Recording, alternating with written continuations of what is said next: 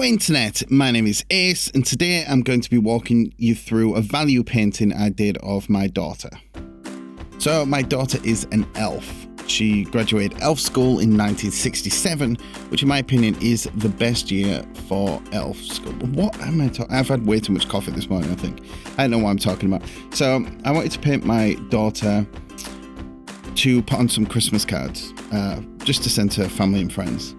And I decided what I would do is I'd take it into Photoshop, do it in there, just because I wanted it to be done pretty quickly with not a lot of kind of only being able to do like an hour here and there. So so basically I did it every single thing, completely everything with one brush, and that was just the airbrush. Now what I do is as you can see on the right hand side, the actual shape dynamics are turned on at the moment, but I tend to have that off, and I have transfer on. So basically all that transfer does is you can see that the shape dynamics are off now. Transfer basically makes it so if I press lightly with my pen, it's more it's more see-through than if I press hard, then it becomes a lot more opaque. So yeah, so I did the sketch. That sketch is up on my channel. I did that a couple of weeks ago. And so this is me just working through the values and just trying to get the contrast right, the darks and the lights and everything where I want it, and then to add color to it later, which the video for that will be coming out tomorrow. So like I say, I only had like an hour here and there to work on things. So the only time my brush deviates is right now with I've just using exactly the same brush, but I've just added a little bit of texture to it, which I've added to the background. So people that think brushes are this all important thing and you can only do certain things with certain things, never use the airbrush and all things like that. Some things can only be done with certain brushes. That's definitely true. And some things, brushes are quicker for certain applications than others, but I've found that you can do pretty much all you want with a very limited amount of brushes. You don't have to have tens of thousands of brushes, brush presets and things like that.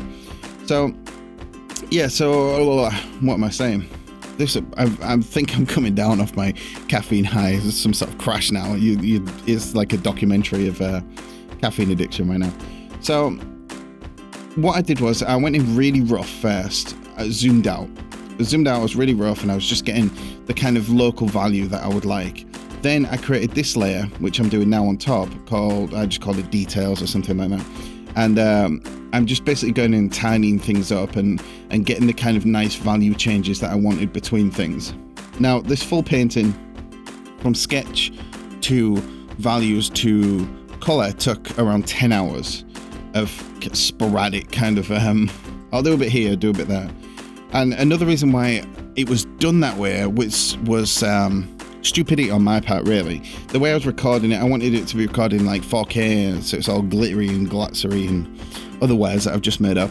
And I was using ScreenFlow recording software, recording it, but then it was taking basically longer than what it was recording to export the video. So say if I would record for 40 minutes, it'd maybe take an hour to export that video. So I was kind of, it was a bit of a stupid move. It's 10,000 other things I could have done. And I probably could have switched after recording the first video and realizing it didn't work. But the thing with me, I like to see something through to its end. Stupidity and everything. So yeah, it was a dumb move, but I saw it through. So yeah, so as you can see now, I'm just tidying up the collar and everything like that. And to be honest, this piece was rushed. It would have been 10 times better if I'd have actually spent consistent time on it. With my limit of only being able to work for like 40 minutes to an hour on it at a time, you kind of get pulled out of the painting. And then when you get back into it again, for me, it takes a while to get back in the flow. And the painting does feel a little disjointed to me, honestly. So let me talk a bit more about the actual technique of things. So what I'm doing is, when I was saying I'll go in and do the values, so what I would do is I'd have the sketch, then I'd create local values. So that's basically how light or dark something is without any light or shadow affecting it. So I'd place that in place that in roughly, really sketchy. And then what I'd do is I would have a layer above set to multiply or something like that, and that way set at the same color as the local value, and that way I can build up some turn and get in some shadows and things like that. Then later on I would go in with like color pick and then go a little bit lighter and work on highlights and things like that. And like I say, there could have been a lot more care taken to it, but like I said, it just takes me a while to get back into something when that rhythm's broken. If I'd have worked 10 hours at this all in one go, which probably would have been better, it would have definitely been better. The painting would have probably been done a lot quicker, and it would have looked a lot better as well. But it was just time and that stupid thing with ScreenFlow that I was doing. And then, like I said, towards the end, it was rushed because I was like, oh man, it's nearly Christmas. I need to get these cards printed.